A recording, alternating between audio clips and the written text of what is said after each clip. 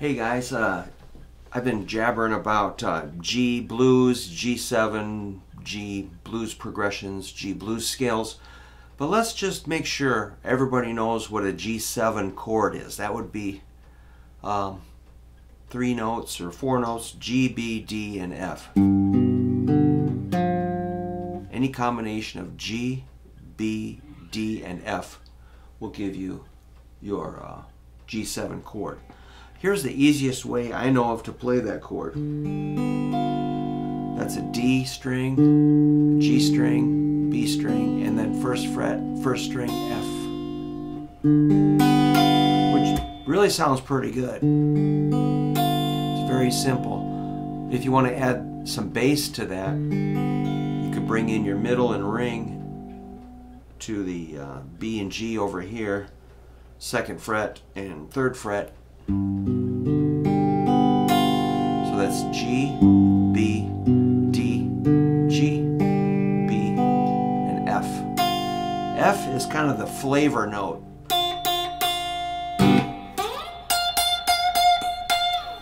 So you want to make sure that F cuts through and isn't muted. Okay, so work on that if you like. Let's flip it over to the next most common type of G7 that I can think of is your good old bar chord. That is like an E shape here, just like an E with the bar. Now drop your pinky out and you got a G7. So these notes are G, G, D, F, B, D, and G. And that's a movable shape, so you can get other things like C7,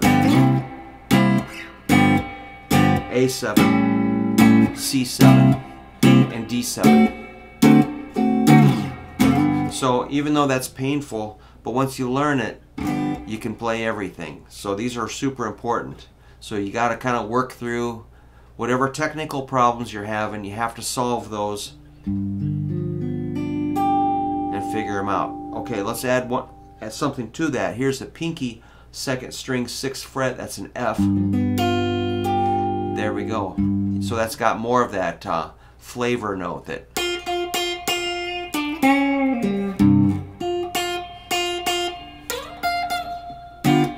F note's kind of talks a little bit.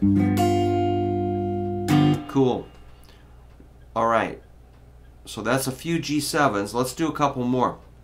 Here's one that I remember I was teaching a lady who was pretty good at blues, but she was not that experienced, and she showed me this. I'm like, what's that? She's like, everybody knows this, dummy. I'm like, oh. I was humbled. That was about 1986. So this is a pretty economical chord. It's kind of a shell sound,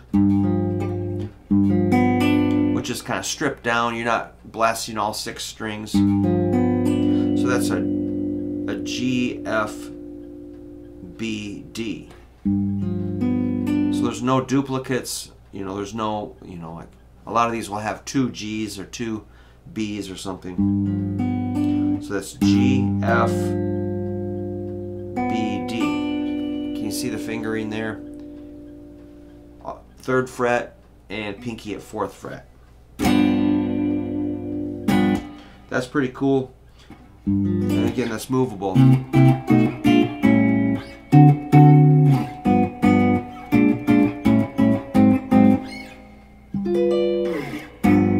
It's really balanced. Okay, now let's get into like a real shell chord, which I think a shell chord you're gonna maybe leave out a 5th interval. This is really cool. I really like to promote these. This is a G, B, F. We'll just leave the D out. We don't really need it. Just kind of, we're just thinning it down a little bit. So you got your root, which tells us, we're in the key of G. The B tells us it's major, and the F tells us it's a dominant 7th. The 5th really wouldn't add that much to it. The 5th is just kind of reinforcing the 5th or the root. We don't really need it. It's just, It's nice, but you don't have to have it. This gives us enough information. And the nice thing about these is they're really easy to move.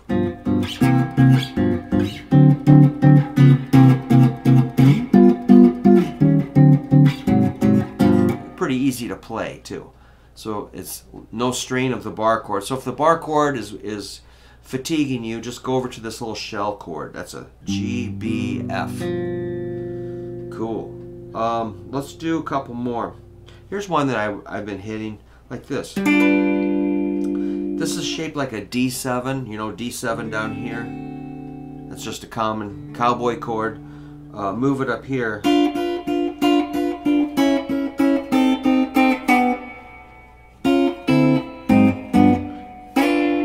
There, you got a D, F, and a B. There's no root in this.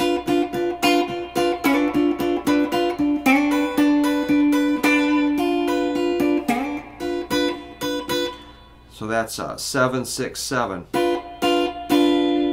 Again, it's D, F, and B. Now, if you want the root, which I recommend, you can grab it here at the 5 on the 4th string. That's a G, D, F, B. Pretty easy to play. The C and G and D.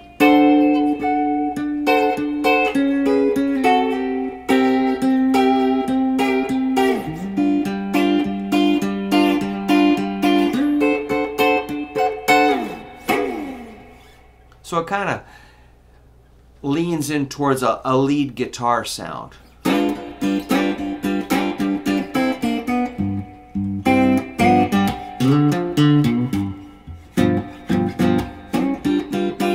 So if you mix up all these chords, you can make some really cool stuff with a few little moves like...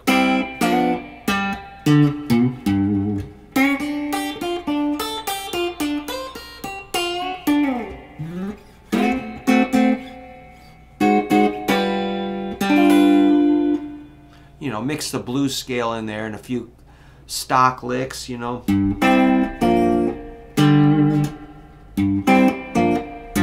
So that gets us moving towards, you know, knowing some chords. Let's do one or two more. This is like 10, 9, 10, 8, G, B, F, G.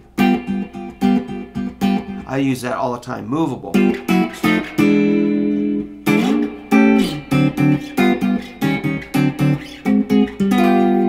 It's just like a C chord. And one last, well, at least maybe two more. This is shaped like an A7, so that's 10, 12, 10, 12, 10. That's G, D, F, B, D. Movable. And one last chord. Maybe more, who knows. Alright, this is a bar chord. You're at the 10th fret. That's a 10, 10, 12, 12, 12, 13.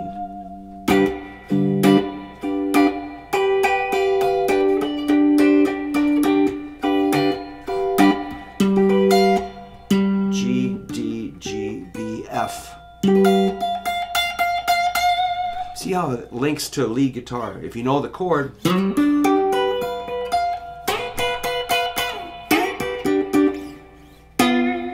mix those shapes together.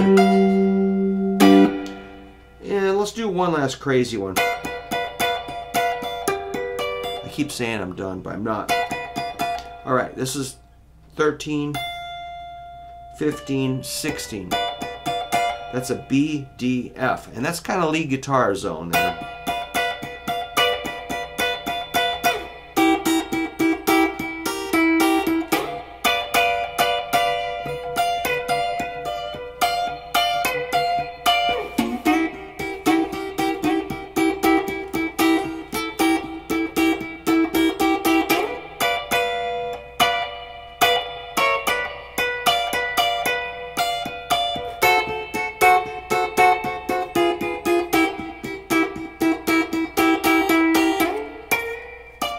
Whoa.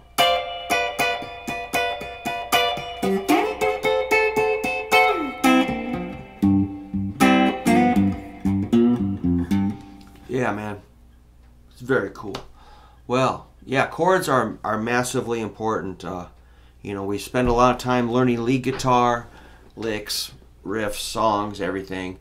But if you're not putting in your time on the chords, you probably have a gap in your understanding. I know I've got plenty of gaps, and I'm just trying to fill them in myself. But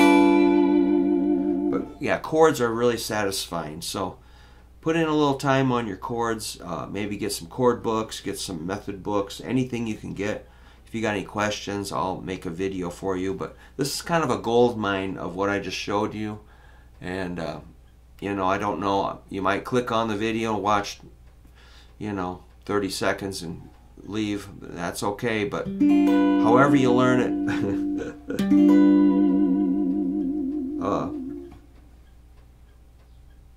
whatever your method of learning is, just get that info.